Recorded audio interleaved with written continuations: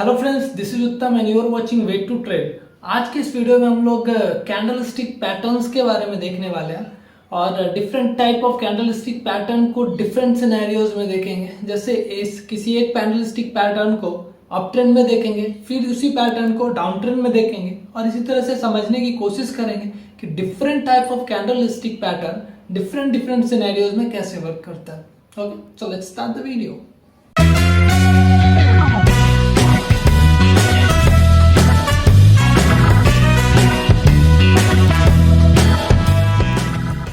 आज हम लोग different type of candle stick pattern के बारे में देखने वाले हैं और टोटल यहाँ पे मैंने 8 कैंडल स्टिक पैटर्न्स लिए हैं जो मुझे लगता है कि इम्पोर्टेंट है, इसलिए मैंने उसे लिया। और सबसे पहला जो है हमारा बुलिश इनगल्फिंग। तो बुलिश इनगल्फिंग से स्टार्ट करते हैं। बुलिश इनगल्फिंग एक रिवर्सल सिग्नल पैटर्न है। ये जब मार्केट एक अच्छा फॉल हो रहा हो, मार्केट में मार्केट में एक अच्छा फॉल हो रहा हो, ऐसा ऐसा फॉल दिख रहा हो आपको, उसके बाद एक रेड कैंडल बनता है यहाँ पे और उस रेड कैंडल को ग्रीन कैंडल पूरी तरीके से ओवरलैप कर देता है और उसको क्रॉस करके उसका क्लोज उसके अब क्लोज होता है उसका प्राइस। तो ये एक बहुत स्ट्रॉन्ग सिग्नल होता है कि मार्केट वहां से रिटर्न ले सकता है। ओके, तो बुलिश इनगल्फिंग, अब ये है कि बुलिश इनगल्फिंग अगर डाउन ट्रेंड में आए तो ज्यादा स्ट्रॉन्गर है। बुलिश इनगल्फिंग अगर अप ट्रेंड मार्केट में आ रहा है तो उसका कुछ बहुत ज्यादा इम्पैक्ट नहीं दिखेगा और समटाइम्स तो दिखेगा भी नहीं कुछ। तो किस मार्केट व्यू में आ रहा है ये देखना भी बहुत ज्यादा इम्पोर्टेंट है। ओके, तो बुलिश इनगल्फिंग समझ में आया। अब मैं इसको एक बार और बियरिश इनगल्फिंग के साथ कंपेयर करते समय आप लोगों को बताता हूँ तो ज्यादा क्लियर हो पाएगा। ओके, ये रहा बियरिश इनगल्फिंग। इसमें क्या है कि मार्केट एक अच्छे अप ट्रेंड में है, अच्छे ट्रेंड में है, मार्केट ऊपर जा रहा है और उसके बाद एक ग्रीन कैंडल के बाद एक रेड कैंडल बनता है और वो पूरी तरीके से पीछे वाले ग्रीन कैंडल को ओवरलैप कर देता है और उसके लो के नीचे अपना क्लोज दे रहा है। तो ये भी एक स्ट्रॉन्ग सिग्नल है कि अब डाउन ट्रेंड आ सकता है, मार्केट में फॉल आ सकता है। तो ये जस्ट अपोजिट है, vice versa for bullish engulfing. बस फिर से आप बुलिश इनगल्फिंग को देख लो। बुलिश इनगल्फिंग में मार्केट में एक फॉल आना चाहिए और उसके बाद एक रेड कैंडल आ रहा है। ऑब्वियस सी बात है कि अगर रेड फॉल है तो रेड कैंडल आएगा और उस रेड कैंडल को पूरी तरीके से ओवरलैप करने वाला इतना बड़ा ग्रीन होना चाहिए, लाइक मारूबुजो टाइप ऑफ कैंडल होना चाहिए। ओके, तो बुलिश इनगल्फिंग क्लियर हो गया, बियरिश इनगल्फिंग क्लियर हो गया।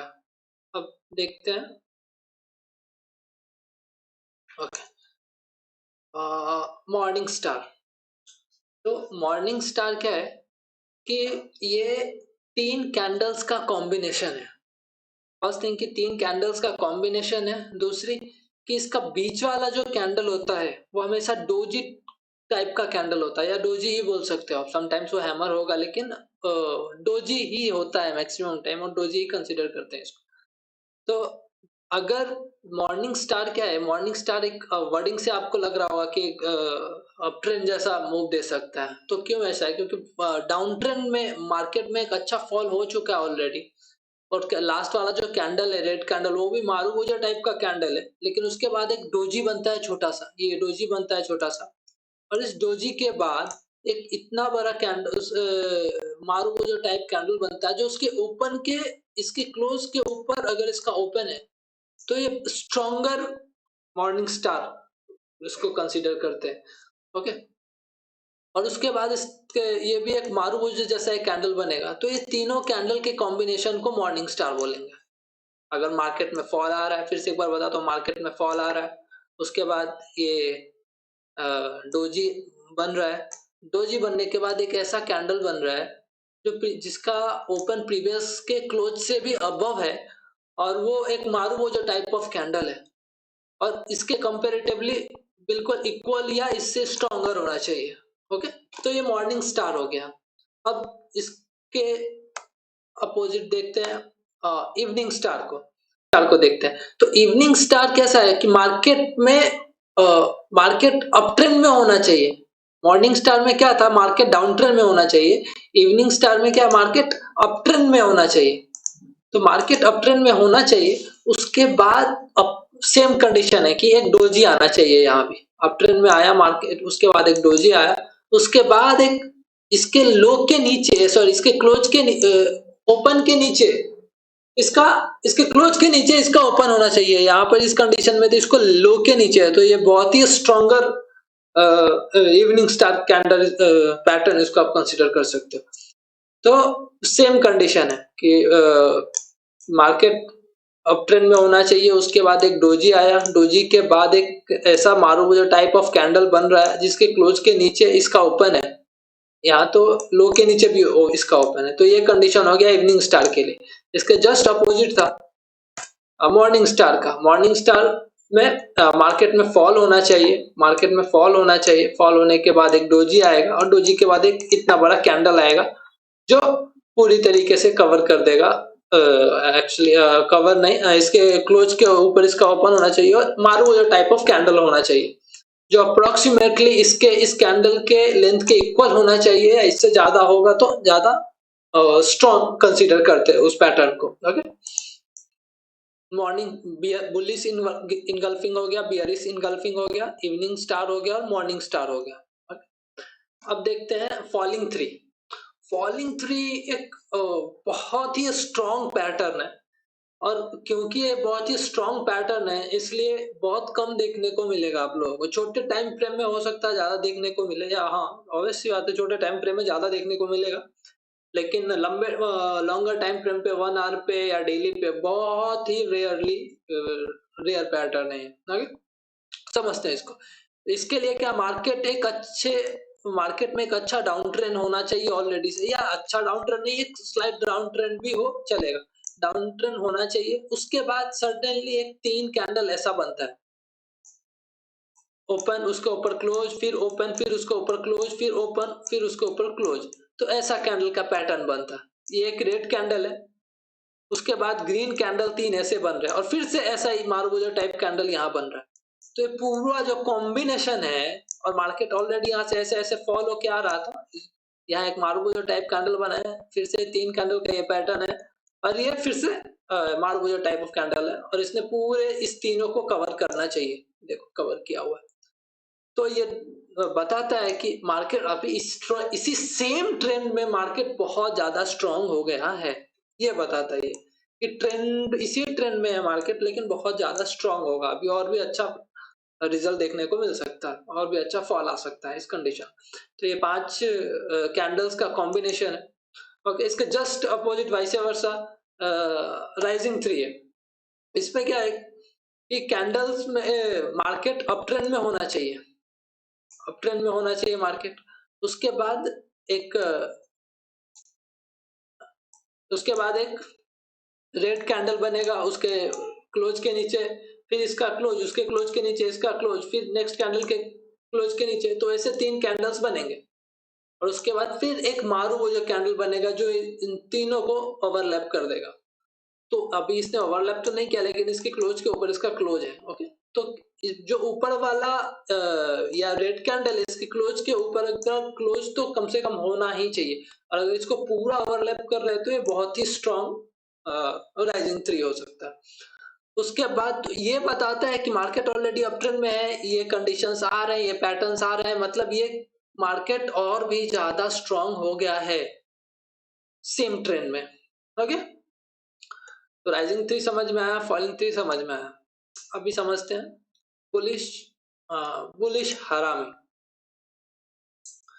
हरामी एक 2 कैंडल्स का कॉम्बिनेशन है। इसमें ये एक जापानीज कैंडलस्टिक पैटर्न है, हाँ जापानीज कैंडलस्टिक पैटर्न है।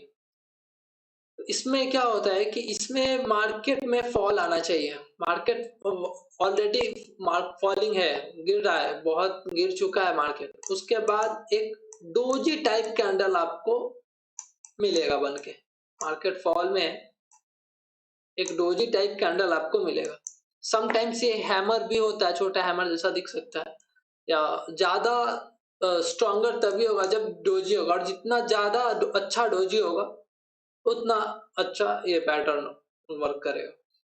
तो हाँ, उसके बाद एक डोजी आना चाहिए, तो ये बताता है कि मार्केट अब रिवर्स कर सकता है, मार्केट अपना डायरेक्शन चेंज कर सकता है, इसकी प्रोबेबिलिटी है, ये बताता है।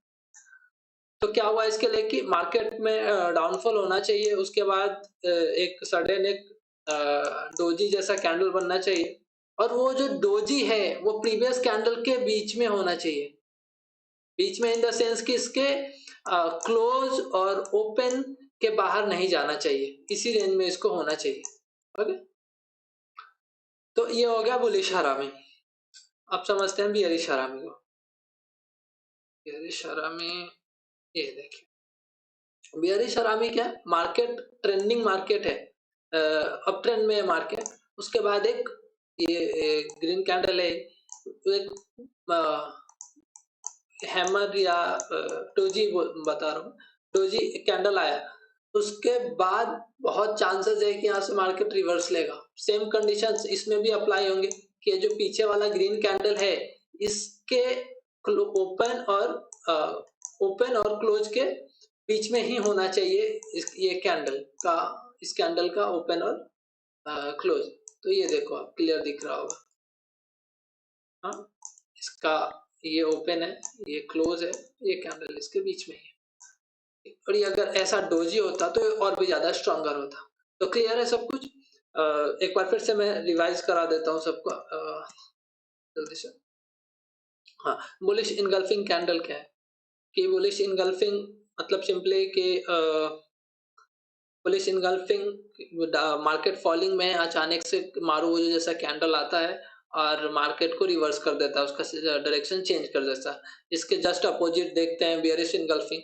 बियरिश इनगल्फिंग मतलब मार्केट ऑलरेडी अप ट्रेंड में है और एक रेड मारूवोजो जैसा कैंडल आता है और मार्केट को रिवर्स कर देता है। इवनिंग स्टार मतलब मार्केट अप ट्रेंड में है, उसके बाद एक डोजी आता है और उसके बाद एक और मारूवोजो जैसा कैंडल आता है जो प्रीवियस ग्रीन कैंडल के प्रीवियस सेकंड ग्रीन कैंडल के साइज के आसपास का हो, और इसके ओपन के क्लोज के नीचे नेक्स्ट कैंडल का ओपन होता है।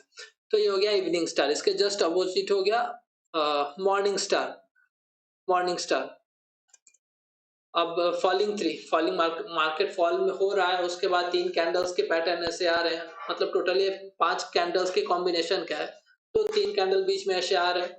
उसके बाद जो नेक्स्ट कैंडल है इसके तीनों कैंडल को ओवरलैप कर रहा है, तो फॉलिंग थ्री। इसके just opposite rising three, same condition, up trend के लिए 3 कैंडल कंटिन्यूअसली 3 कैंडल में फॉल आएगा और जो फोर्थ कैंडल होगा वो तीनों को ओवरलैप करेगा, तो ये हो गया राइजिंग थ्री। ओके, bullish हरामी अभी जस्ट बताया मैंने आप लोग। If still anybody want this PPT, please mention your email in comment box. तो आई होप ये वीडियो आप लोगों को अच्छा लगा होगा। Can subscribe channel. Thank you, have a good day.